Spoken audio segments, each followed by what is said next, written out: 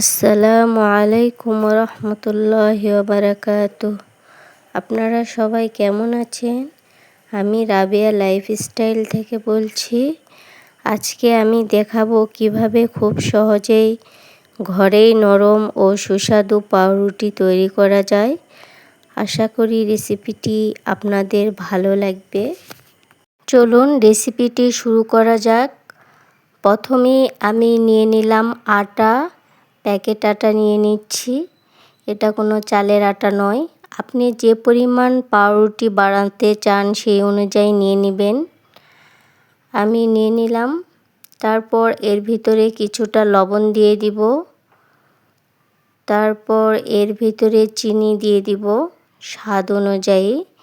পাউরুটিতে হালকা মিষ্টি মিষ্টি থাকলে খেতে অনেক বেশি ভালো লাগে, এই জন্য পরিমাণ মতো চিনি দিয়ে দিলাম। তারপর এর ভিতরে আমি গুঁড়া দুধ দিয়ে দিলাম। এতে অনেক ভালো টেস্ট আসে গুঁড়া দুধ দেওয়ার কারণে। তারপর এই যে ইস্ট, এটা আমি সব কিছু তৈরি করতে ব্যবহার করি। নান রুটি, পিৎজা, পাউরুটি সব কিছু তৈরি করতে এই ইস্টটাই ব্যবহার করি। পরিমাণ মতো ইস্ট আমি দিয়ে দিলাম ব্যাটারের ভিতরে। তারপর এই সব উপকরণগুলো আমি একসাথে খুব ভালোভাবে মেখে নিব। তারপর আমি এর ভিতরে সয়াবিন তেলও দিয়ে দিয়েছি। সয়াবিন তেল, আটা, চিনি, গুঁড়া দুধ, ইস্ট এগুলো সব কিছু খুব ভালোভাবে মেখে নিচ্ছি। সব একত্রে মিশানো হয়ে গেলে তারপর আমি এর ভিতরে পানি দিয়ে দিচ্ছি। হালকা হালকা পানি দিয়ে একটি ডো তৈরি করে নিচ্ছি। পরোটার ডোটা যেরকম একটু শক্ত টাইপের হয়, পাউরুটির ডোটা একটু স্টিকি টাইপের হবে, বেশি শক্ত করা যাবে না। এই যে পানি একটু বেশি দিয়ে একটু স্টিকি টাইপের একটা ডো তৈরি করে নিতে হবে। তারপর আমি সয়াবিন তেল দিয়ে আর একটু ভালোভাবে মথে নিচ্ছি। তারপর এটা কিছুক্ষণের জন্য রেস্টে রেখে দিব ঢেকে।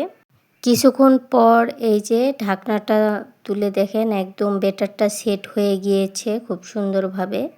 আগের মতো আর স্টিকি ভাবটা নেই।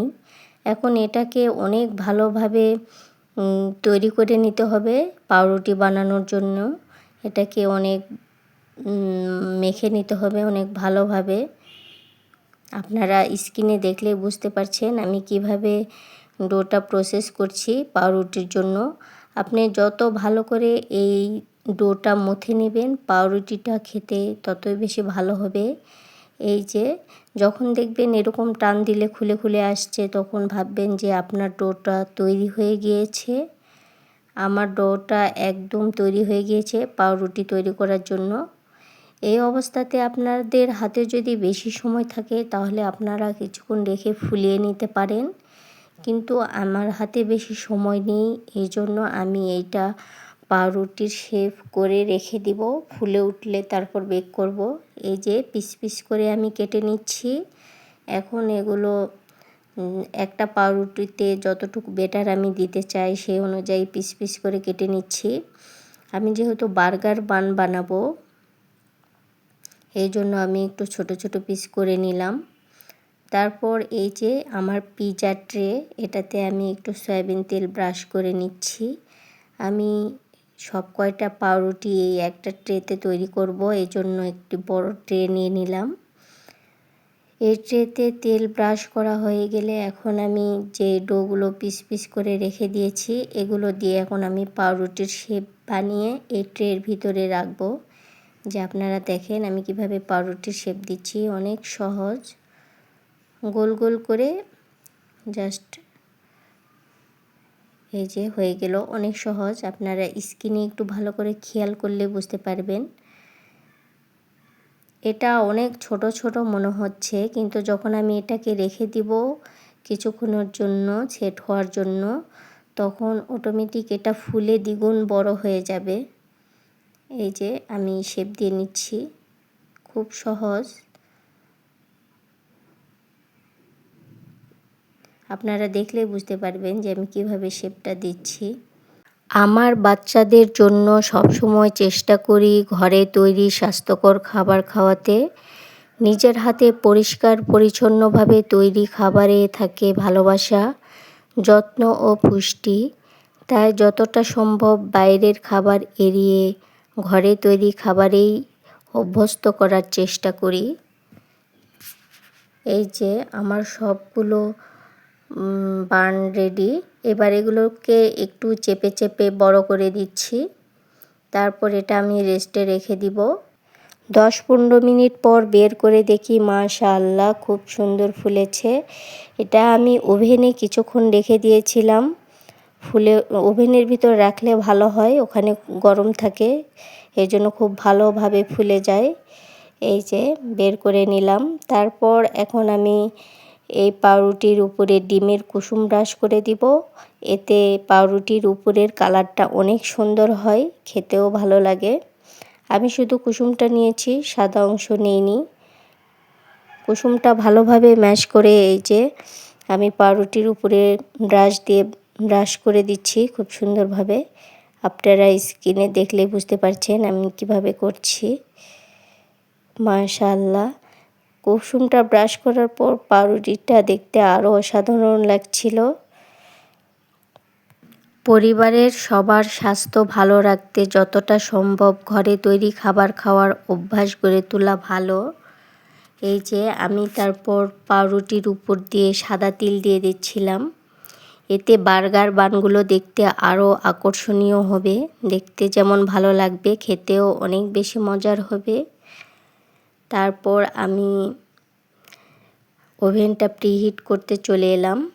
ওভেন যেহেতু শুধু খালি ওভেন চালু করা যায় না, এই জন্য ওভেনের ভিতরে একটি স্ট্যান্ড দিয়ে দিলাম।